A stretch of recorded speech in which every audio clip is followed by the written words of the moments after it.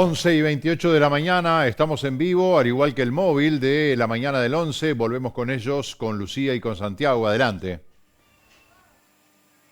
Marcelo, nosotros estamos desde Escuela Técnica Balneario Buenos Aires y vamos a poder intercambiar con el director, Rubén Llano, y también con la coordinadora, ¿no? Elena Eguren,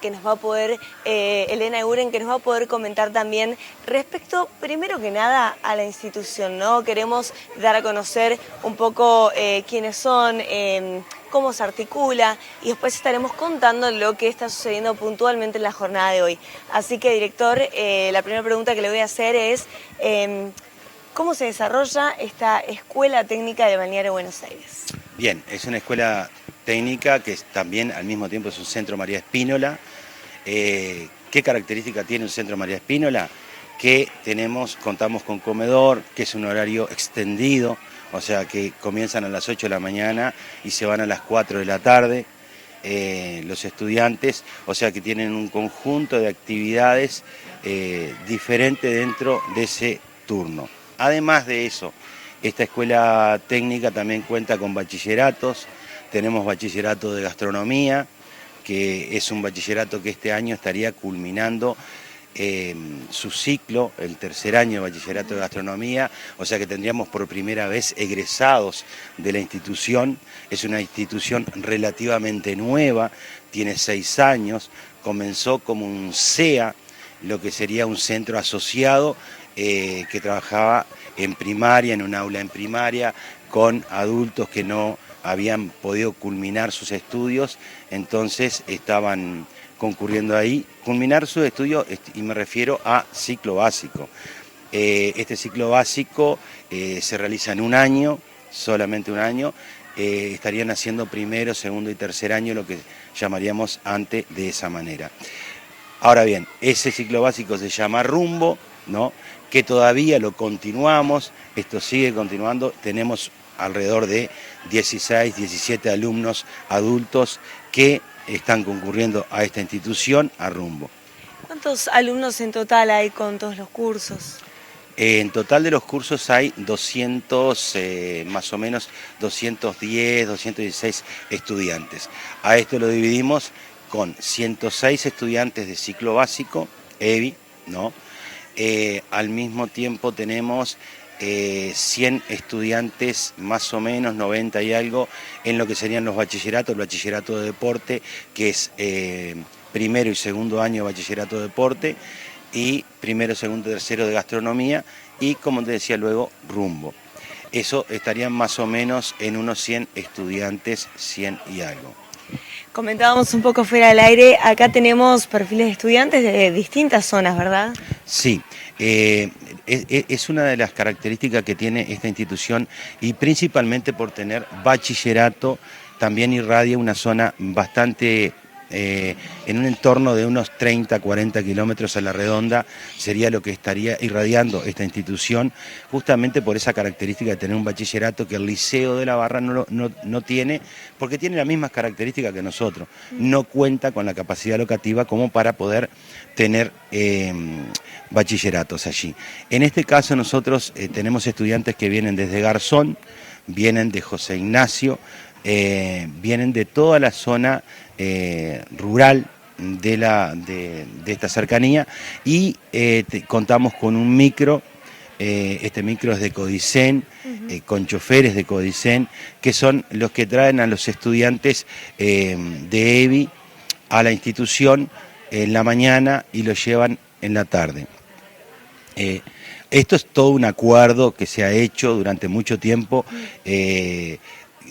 Otras autoridades que han estado incluso antes que nosotros, es todo un proceso. En este caso nosotros somos relativamente nuevos en la institución, tanto la coordinadora docente como yo. La coordinadora docente inicia este año acá, yo llevo 2 años ya, este es mi segundo año, como que recién estoy también adquiriendo un poquitito de experiencia en lo que respecta a la función. Entonces, pero sí hemos trabajado, indagado cómo ha sido, cómo ha crecido, cómo ha funcionado, porque nuestra expectativa es tener un proyecto de centro donde la integración de la comunidad esté centrada en esta institución. ¿A qué me refiero con esto?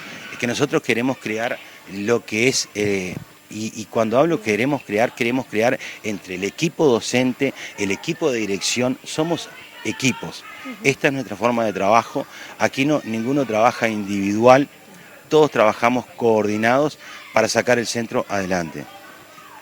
Entonces, te cuento, en base a eso, nuestro proyecto de centro, ya lo voy a dejar hablar a Elena, nuestro proyecto de centro apunta este año principalmente a lo que sería identidad, ¿no?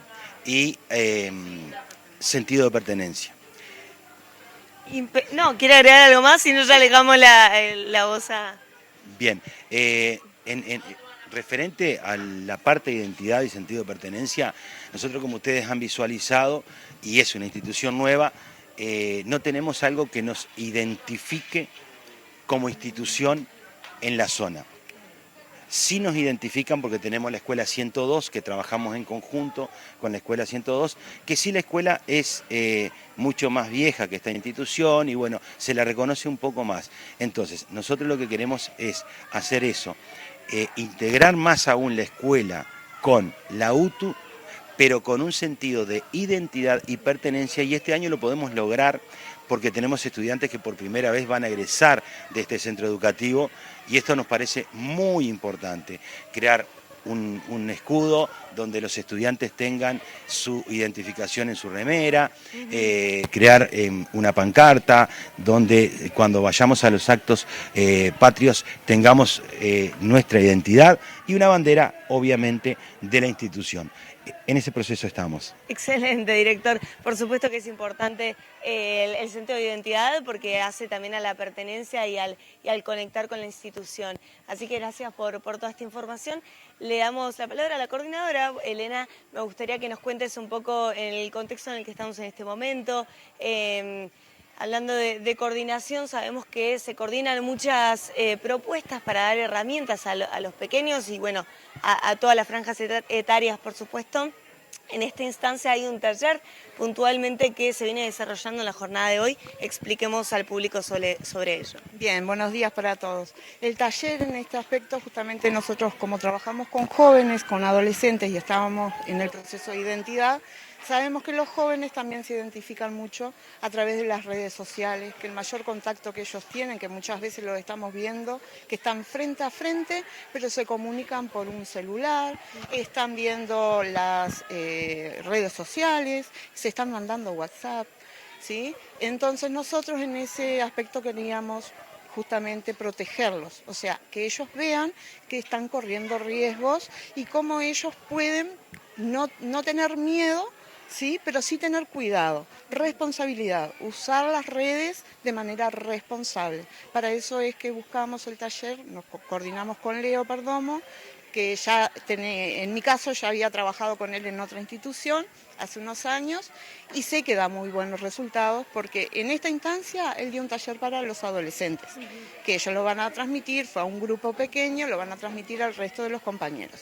A la vez él hizo una encuesta para tomar las voces de los adolescentes, ver cómo ellos se perciben y cómo perciben las redes sociales y cómo perciben el mundo desde ese lugar. Más tarde él va a tener un taller para padres, donde a los papás le va a explicar lo mismo, o sea, va a ser un taller apuntando al adulto, ¿verdad? Al responsable del estudiante, porque muchas veces los papás también nos manifiestan, no sé qué hace en el celular, él tiene el celular y yo no puedo verlo. Bueno, es una manera de que Leo en esta instancia les pueda enseñar, les pueda explicar todas las cosas que ellos pueden controlar, tener acceso del celular de sus hijos y que ellos como padres son los responsables de ayudar y acompañar a sus hijos en esas instancias. Además, se estará llevando adelante la jornada de sensibilización el 23 del 4. El 23 del 4 se va a llevar adelante la jornada de sensibilización y justamente Leo en esta instancia está recabando datos donde va a llevar la voz de nuestros estudiantes a esa jornada para que sea más la información con la que se cuente. Bueno, la verdad que le damos las gracias por esta información y por supuesto felicitarlos por brindar este tipo de herramientas, ¿no?, a los estudiantes y también a los adultos. Sí, exactamente. Es importantísimo el trabajo, como decía el compañero. Nosotros trabajamos en conjunto, obviamente, la institución y la familia. Si ahí no hay apoyo, la institución se encuentra sola. Entonces, es lo que apuntamos, que la familia sea parte de nuestra institución y esté en pleno contacto con nosotros para ayudar a sus hijos a ser mejores. Importantísimo. Gracias a los dos realmente por toda esta información. Y bueno, vendremos con más data a continuación, Marcelo, así que volvemos a piso con vos. Muchas gracias, Lucía, Santiago, bueno, también a las autoridades de este centro educativo del Balneario Buenos Aires. Volvemos con el móvil de la mañana del 11 más adelante. Ahora vamos a hablar sobre un proyecto inédito que han lanzado en conjunto la Cámara de Industrias y el PIT-CNT, iniciativa que contó con la presencia del presidente de la República, entre otras autoridades, un proyecto conjunto llamado País Industrial. Es la primera iniciativa conjunta entre la Cámara de Industrias del Uruguay y el PIT-CNT, financiada por el INEFOP. Se trata de un proyecto de investigación, diagnóstico y capacitación, además de propuesta de políticas públicas industriales que busca impulsar el desarrollo productivo del sector a través del diálogo social y de la acción conjunta entre trabajadores y empresas. Tiene como objetivo contribuir al fortalecimiento del ecosistema industrial uruguayo, fomentando el desarrollo productivo y el empleo de calidad. Para hablar de este proyecto estamos comunicados con Eduardo Burgos, que es el director del proyecto por parte del PIT-CNT. Buen día, bienvenido a la mañana del 11. Hola, buenos días, gracias por el espacio. Con mucho gusto. ¿Cómo nos podría explicar el contenido de este proyecto? ¿Cómo se va a ver en la práctica en el territorio? Bueno, como bien decías, es un proyecto inédito. Es la primera vez que dos instituciones como la Cámara de Industria del Uruguay y el PIT-CNT se ponen de acuerdo en desarrollar una iniciativa de este tamaño, ¿no? Estamos convencidos que si no nos juntamos, en realidad los números y bueno, y lo que tiene que ver con el contexto internacional indican de que cada vez se va a un proceso de desindustrialización de nuestro país y de la región, lamentablemente, ¿no? Y en ese sentido vimos la necesidad de juntarnos para, bueno, colocar esas dos miradas tan importantes que tienen que ver con el mundo del trabajo y el mundo del trabajo con la particularidad del sector industrial. En este sentido, nosotros definimos 8 ejes de trabajo que son objetivos que, bueno, que hemos conversado con INEFOP. Este proyecto hace ya un año que lo venimos trabajando. Primero fue una idea que logramos plasmar entre los dos equipos técnicos del Instituto Cuesta Duarte del PIT-CNT y la Cámara de Industrias. Luego fuimos a INEFOP, presentamos esta idea, les pareció de recibo, y luego fuimos a conversar con los actores del mundo político, ¿no? Con el Poder Ejecutivo. Fuimos al Ministerio de Trabajo, logramos que declarara el proyecto de interés ministerial, tanto el Ministerio de Trabajo como el Ministerio de Industria, y lo mismo hicimos cuando le compartimos las principales líneas de trabajo a la Organización Internacional del Trabajo.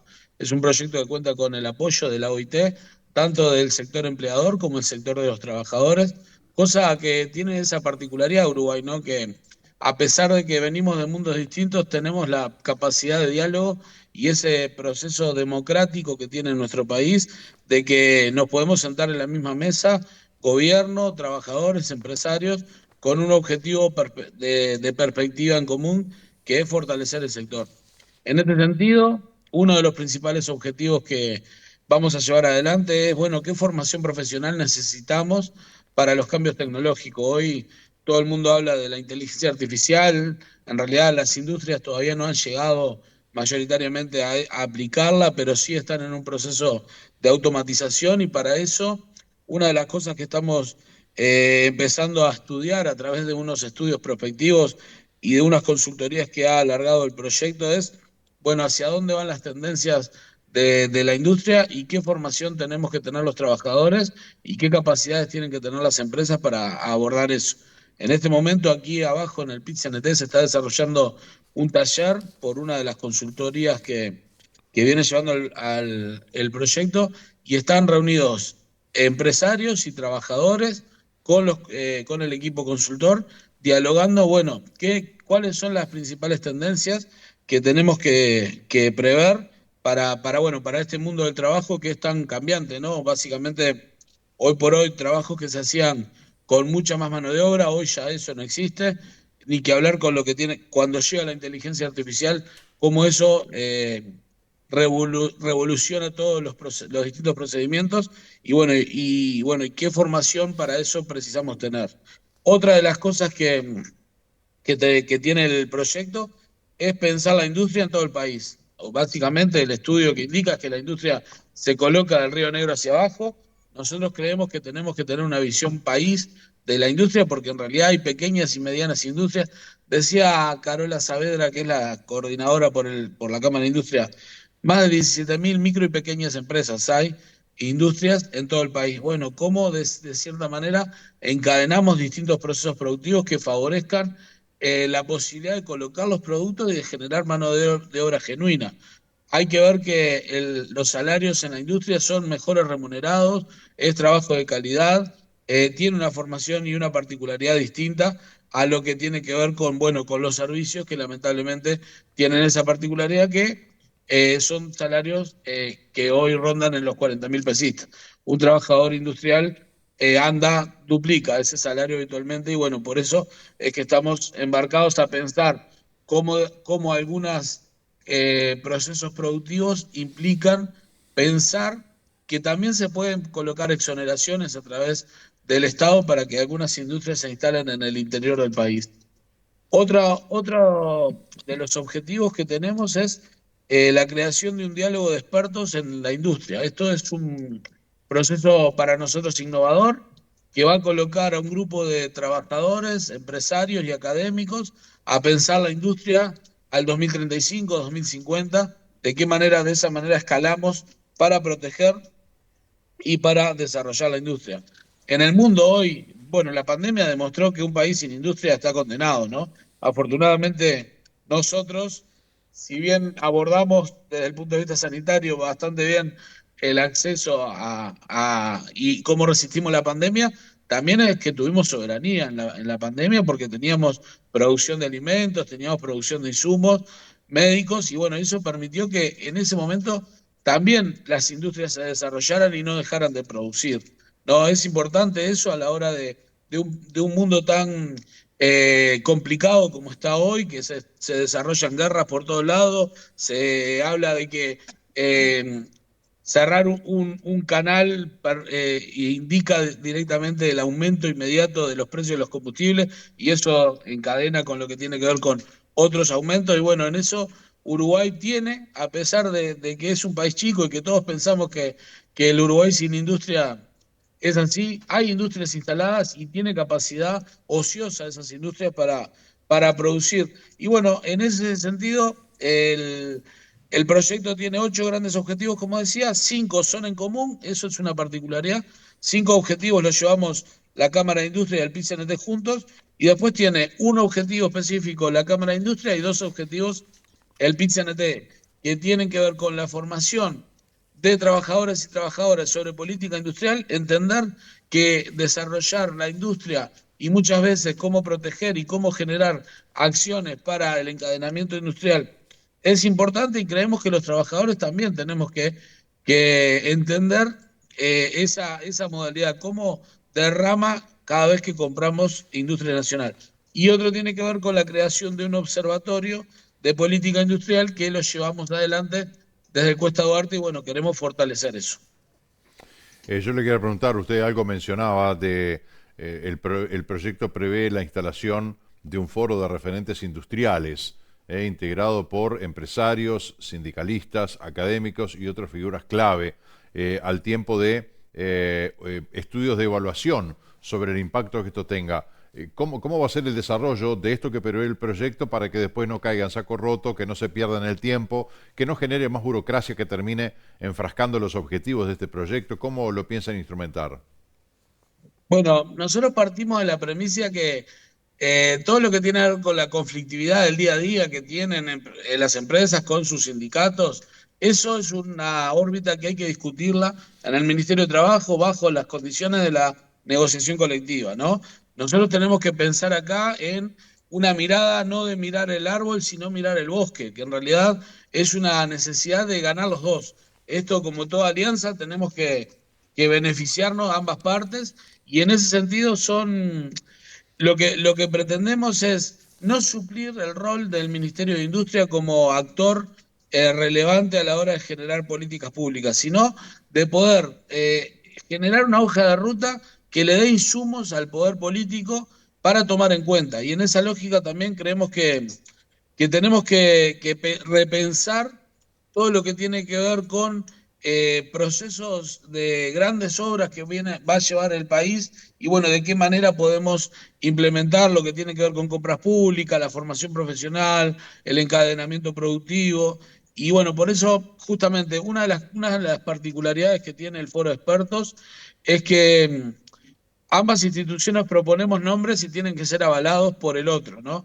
Nosotros proponemos sindicalistas y la Cámara propone empresarios, y bueno, lo que tratamos es en esa gobernanza que tenemos del proyecto, tener avales de que, bueno, de que no sea, que no traigan problemas del día a día, de las negociaciones colectivas, sino que sean personas que tengan una cabeza desarrollista, que piensen el Uruguay industrial y que piensen en el trabajo de calidad. ¿Cuáles son las herramientas de monitoreo que pretenden o que piensan desarrollar según este proyecto? Bueno, este proyecto está arrancando recién, tiene una cantidad de consultorías, de equipos técnicos que van a estar trabajando para el proyecto, además de los técnicos que van a estar trabajando permanentemente. Y bueno, y el monitoreo lo hacemos del desarrollo del proyecto a través de hitos que tiene que ver con compromisos asumidos a la hora de firmar el contrato con INEFOP, una comisión de seguimiento que está integrada por gente de INEFOP y de una articulación fuertemente con el Ministerio de Industria y con el Ministerio de Trabajo. Y después, con lo que tiene que ver con las grandes tendencias de la industria, van a haber informes. Otro de los objetivos que no te comentaba es que vamos a definir cuáles son los principales sectores industriales que tienen que ver con el desarrollo, ¿no?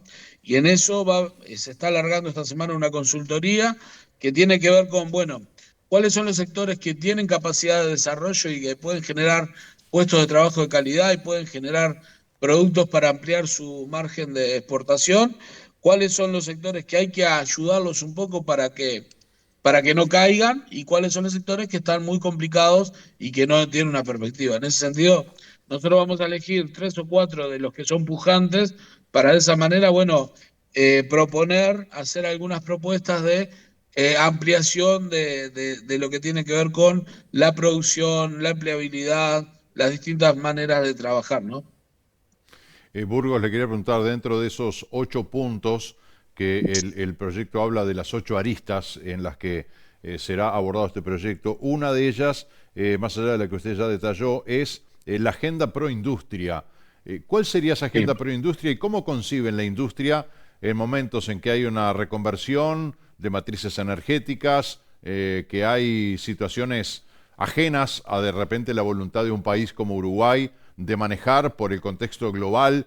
¿Cómo marcan esa agenda pro-industria? ¿Por dónde va?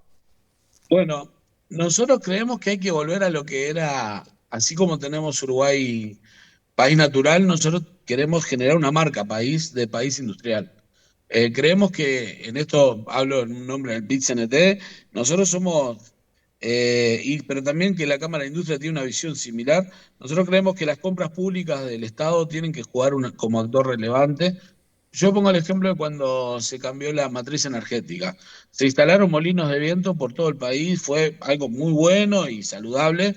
Hoy tenemos una energía eléctrica básicamente generada a través de fuentes renovables, pero es verdad que no quedó nada de eso.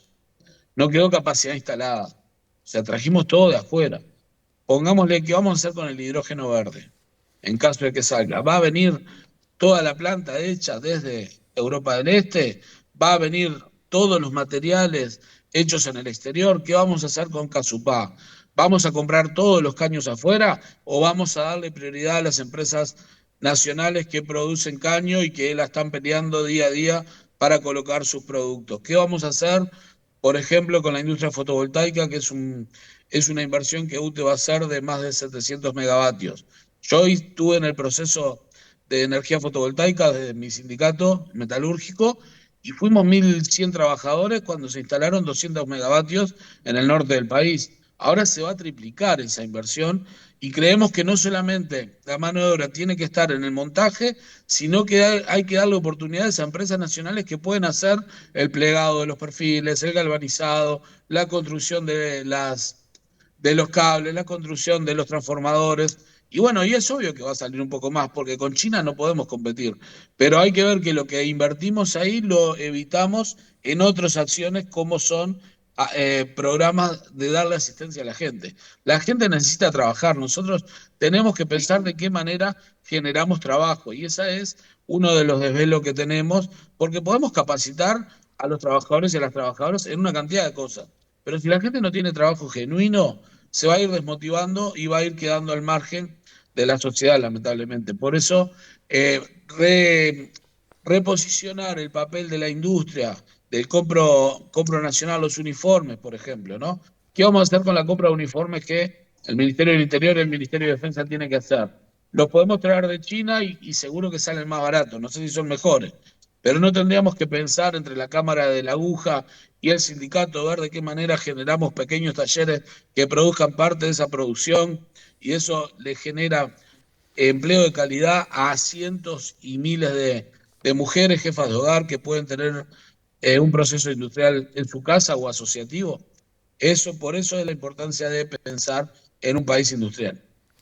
El Uruguay de las industrias es un sueño que muchos añoramos, ¿no? Uruguay fue muy pujante en varias industrias, tenía una excelentísima calidad de producción nacional y eso fue desapareciendo con el correr de los años, falta de inversión, pérdida de competitividad, bueno, un mercado chino que ha arrasado con el planeta, están todos los países, incluso Estados Unidos, que declara o se declara como enemigo de China. En Estados Unidos está lleno de cosas chinas, pero ¿cómo hacer para que sea posible esa industria otra vez, que vuelvan a ser competitivos, que haya inversores que quieran poner sus capitales para desarrollar una industria en Uruguay cuando han ido desapareciendo justamente por inviables?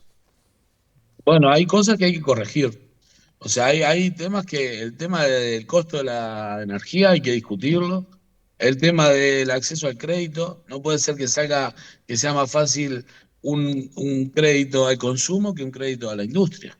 Hay que buscar mecanismos asociativos que permitan captar ahorros de los uruguayos para desarrollar lo que tiene que ver con industrias. Me parece que el otro día escuchaba al secretario de Presidencia decir, bueno, en el riego, si nosotros modificamos y damos acceso al riego en la zona del litoral, podríamos aumentar la producción y subir un 2% del PBI. Y bueno, está bien, eso está bueno acceder al riego, pero en eso pongámosle el apellido.